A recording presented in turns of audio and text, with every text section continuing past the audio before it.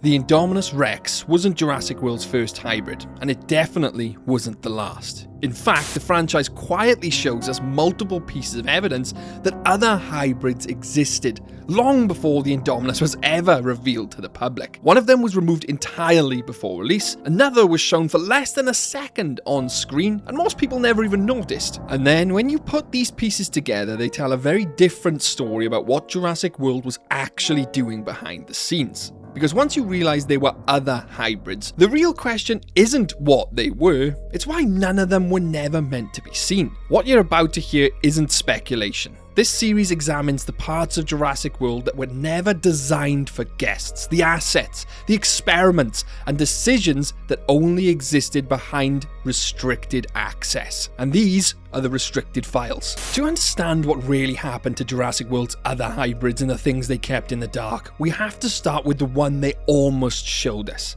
Before the Indominus Rex ever stepped into the paddock, Jurassic World had already designed another hybrid. It wasn't a rumour, it's not a fan theory, it was called the Stegoseratops. You see, Stegoseratops didn't appear in the finished film, but it existed far long enough for it to appear in Jurassic World's ecosystem. It had a finalised name, a completed design, and a clear role. Which means the Stegoseratops wasn't an early failure like the Scorpius Rex was.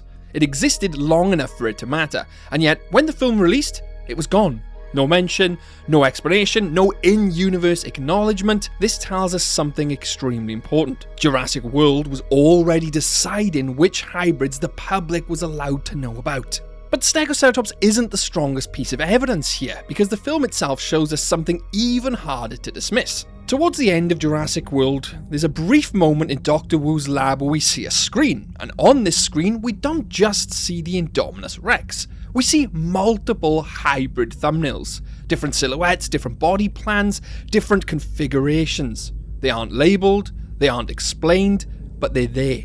This isn't deleted material, this is on-screen canon. The film is quietly telling us that hybrid research wasn't linear. It wasn't one project at a time. Multiple hybrids were being developed in parallel, which means the Indominus Rex wasn't the only hybrid. It was only the first hybrid they chose to acknowledge existed. But the patterns don't stop there. Years later, Camp Cretaceous reinforces the exact same idea, even more clearly. We get another brief look at Dr. Wu's laptop, and this time, what's visible is even more revealing and unsettling. Numbered folders, not names, not species, just numerical designations. That tells us two things immediately. First, these animals aren't prepared for exhibition. Parks use names, marketing use names, research uses numbers. And secondly, numbering only makes sense if there's more than one. You don't label a single project as Asset 1. You do it when there's an Asset 2, an Asset 3, and beyond. Camp Cretaceous never tells us what these folders contain, but they don't need to. The system itself tells the story.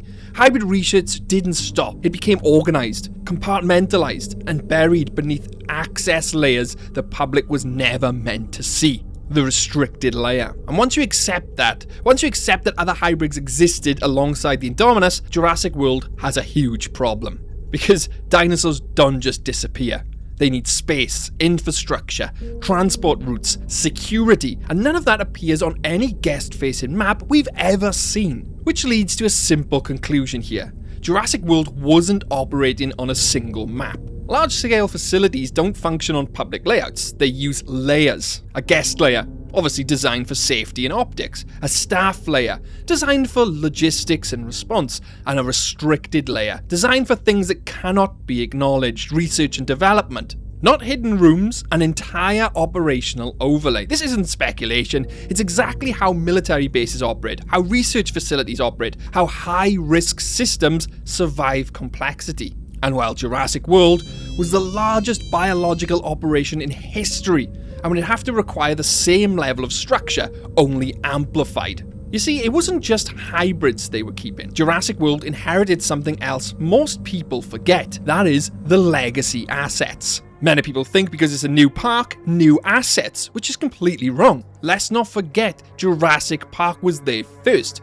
Dinosaurs cloned during the original Jurassic Park era didn't simply vanish when that park failed. Species like Herrerasaurus, Proceratosaurus, and, let's not forget, the legendary Dilophosaurus. These animals were cloned using older, less refined genetic processes and weren't designed as headline attractions. They were temperamental, unpredictable, and risky to present publicly, hence why they never did. Come to think of it, we never saw a Dilophosaurus exhibit in Jurassic World. Far too risky to present to the public, which makes them valuable scientifically, but dangerous for optics. You see, if Jurassic World planned to operate as a functioning biological facility, not just a theme park, then legacy species like these wouldn't just disappear.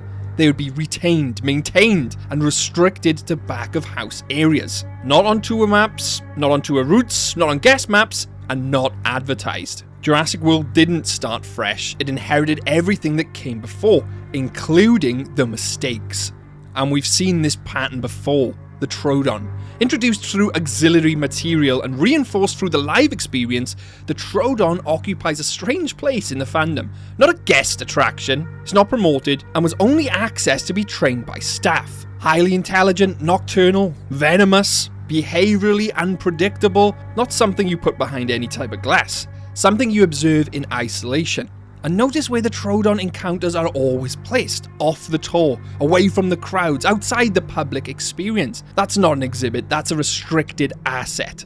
The Troodon tells us something important. Some dinosaurs were never designed for the park. They were designed for study, and once the doors open, hybrids fit perfectly into the same category. The Indominus Rex wasn't dangerous because it escaped, it was dangerous because it was moved out of the restricted layer and into the public one. That's when everything broke. Which means the other hybrids didn't film. They were just never promoted, never mapped, never named publicly, never assigned a paddock that guests could see. They existed where failure was allowed, where data mattered more than optics. This is only further reinforced by the survival of the D-Rex, the survival of the Scorpius Rex, but we'll get into them in later episodes. Because if Jurassic World had a restricted layer like this, then at least one hybrid was designed specifically for it. Smaller, smarter, easier to move, harder to track. A hybrid that wouldn't make sense in a theme park, but would make perfect sense somewhere the public was never meant to look. Because the most dangerous hybrid Jurassic World ever created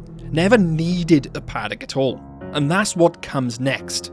No more speculation, no more theories. This is the Restricted Files, Episode 1. The next file will be open next week. Restricted File 2 explains what happened to the asset that never had a paddock. Watch it next. And if this file got you thinking about Jurassic World and its restricted section, the next one will make it far worse. This was only File 1. Massive thanks to the restricted section employees who are on screen now. Your continued research into this project makes it all worthwhile. Thank you very much. And if you came across something in the dark corridors of the restricted section, could your day get any worse?